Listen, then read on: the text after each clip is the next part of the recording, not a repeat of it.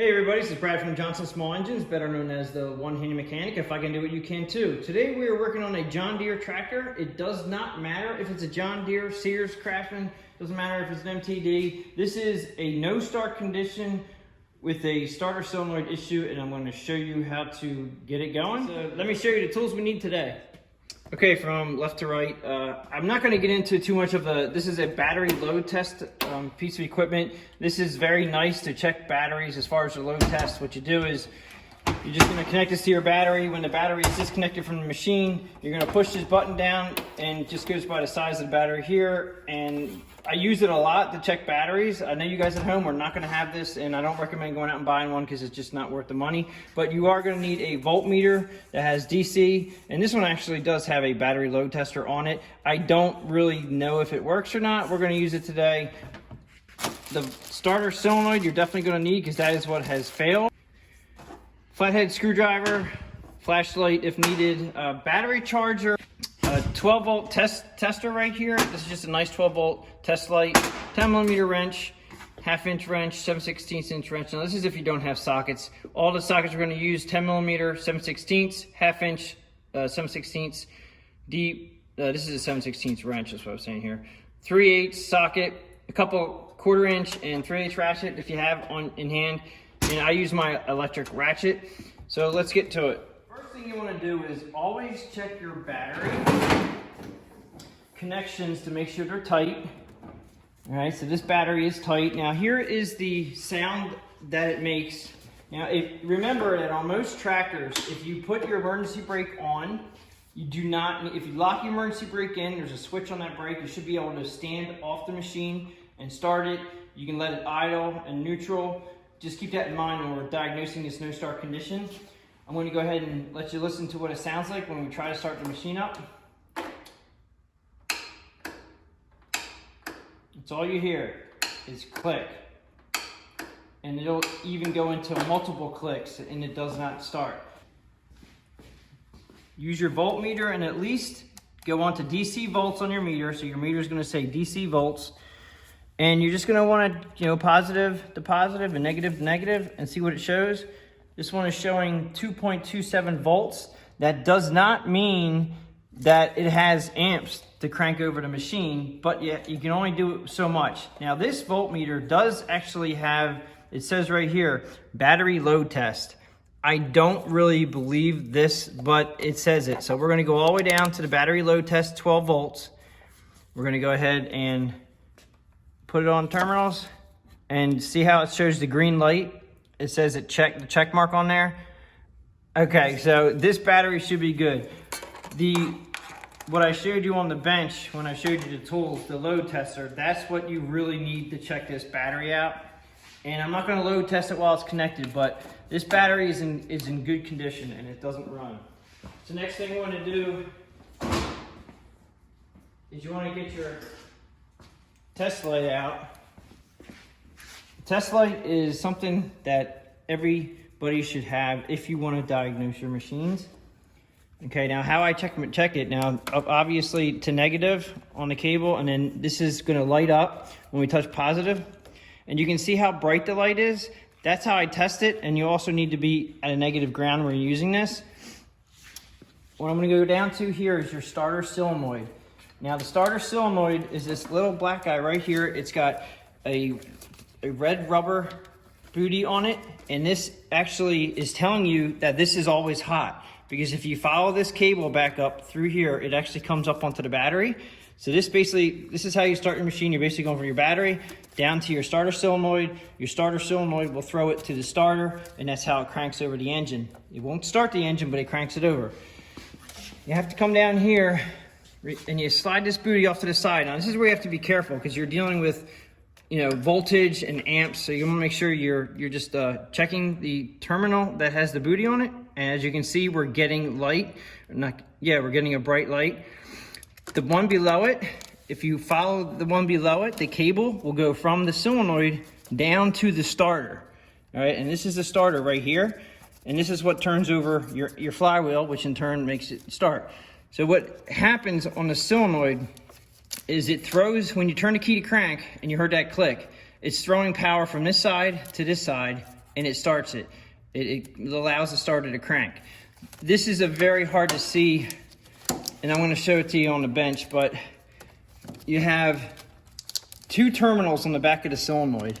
And the two terminals, one is normally ground and one is the switch to throw. It's the contact where when you turn it to crank, it throws power to the other side of the solenoid, in turn making this wire here hot, and that actually sends the power to the starter.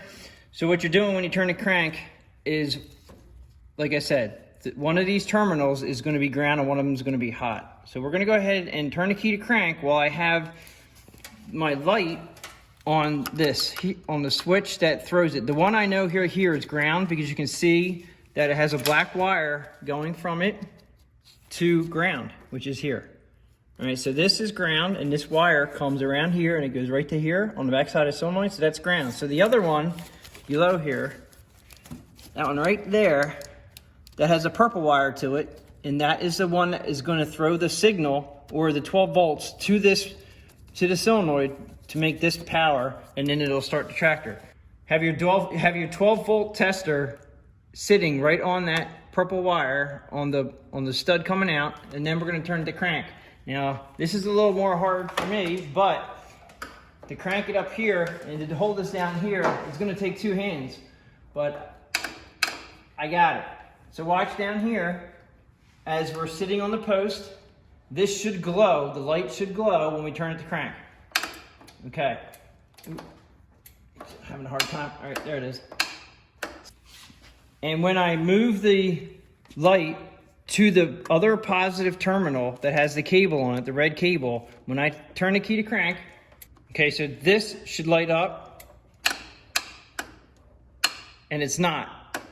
So it tells me right there that it is not throwing, it's an electronic magnet inside there, and that is not throwing the signal to that side. The signal coming in is actually working when you turn the key. So that means that that starter solenoid is bad. So what we gotta do now is we have to remove the starter solenoid. First thing you wanna do is take off your positive side cable on your battery. And this is where, since this is a John Deere tractor, from the factory, they use 10 millimeter, they use metric bolts, nuts and bolts. So I'm just gonna go ahead and disconnect them both. It's a habit of me to disconnect them both. So you can probably just get away with disconnecting the positive, but I'm just gonna go ahead and be safe and disconnect them both. Get them out of the way so they don't touch.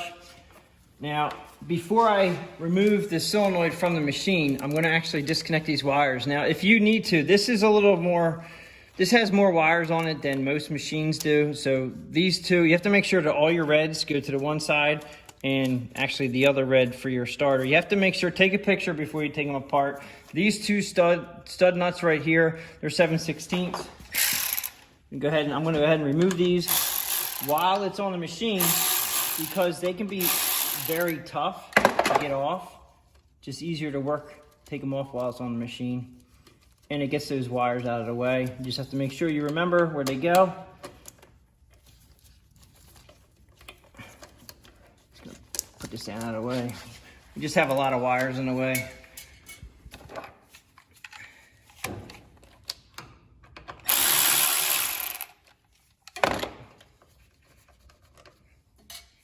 And if you're gonna have them disconnected for a long time, you can take, let's just say you have these three wires, just put a zip tie through them and zip tie it, and just zip tie them together. Just gonna push them off to the side.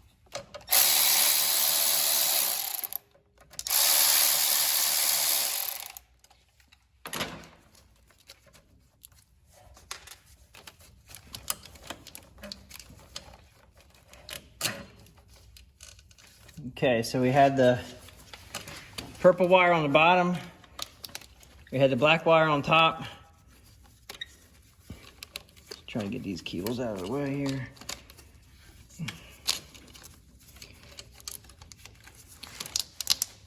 Okay, so underneath here. Okay, so that's 7/16. Take that one off. And one down here.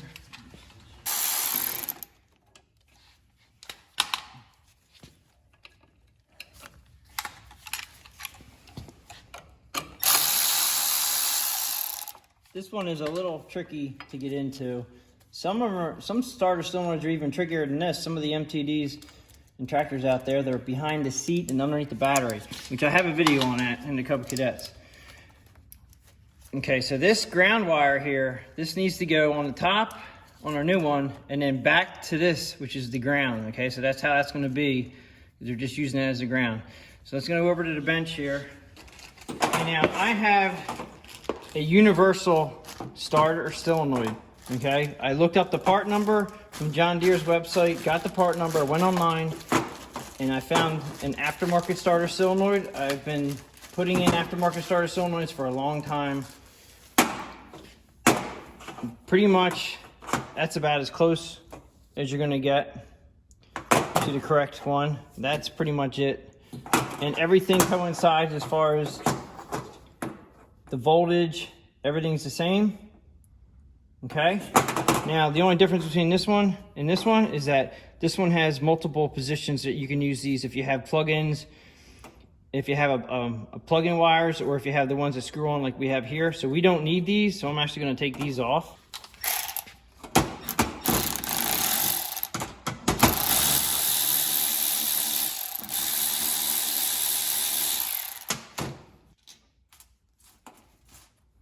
Go ahead and reinstall this one.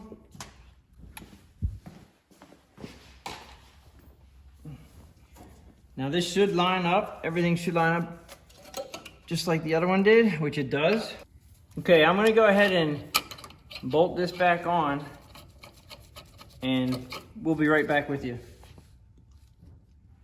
Okay, so we're tight on the battery terminals. Now, technically, this should crank right now the way it goes. I'm gonna go ahead and see if it'll fire. And it's working as it should. Okay, so what I'm going to do is I'm going to show you how. I'm going to go ahead and connect my light up. And now we were not getting anything on the cable going to the starter. Now when we hit crank, this should now light up. I'm going to go ahead and start it. It's probably going to turn the engine over, and this light will be lit up. So now the starter solenoid is working as it should. The engine should fire up and run. Let's go ahead and see.